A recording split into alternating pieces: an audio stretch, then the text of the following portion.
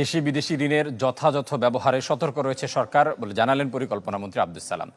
পরিকল্পনা মন্ত্রণালয়ের কর্মকর্তাদের বৈঠক শেষে সাংবাদিকদের সাথে কথা বলেন তিনি। জানান, প্রত্যেক প্রকল্প গ্রহণের আগে তার সম্ভাব্যতা যাচাই ঠিকভাবে দেখার নির্দেশনা দেওয়া হয়েছে। বৈঠকে কর্মকর্তাদের ঠিকভাবে নিজের দায়িত্ব পালনের গুরুত্ব তুলে ধরেন মন্ত্রী। বলেন, অনেকে একাধিক প্রকল্পের পরিচালক, যার মাধ্যমে প্রকল্পের কাজ নির্ধারিত সময়ে শেষ হওয়ার ক্ষেত্রে জটিলতা তৈরি হয়। এর আগে জাপানের রাষ্ট্রদূতের সাথে বৈঠক করেন মন্ত্রী। জানান, নবম পঞ্চবার্ষিক পরিকল্পনা গ্রহণ ও বাস্তবায়নে কারিগরি সহায়তা দেবে জাপান।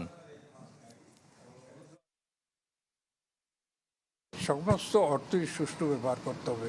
বিদেশি আর দেশের অর্থের দাম নাই, সমস্তই সুষ্ঠু ব্যবহার করতে হবে, সেটি আমরা চেষ্টা করছি। যার জন্য তো আমি চাপ দিচ্ছি যে তোমরা আরও ক্লোজলি নিবিড়ভাবে পরিদর্শন করবে এবং রিপোর্ট দেবে, আমাকে অবহিতি প্রদান করবে ডাইরেক্টলি।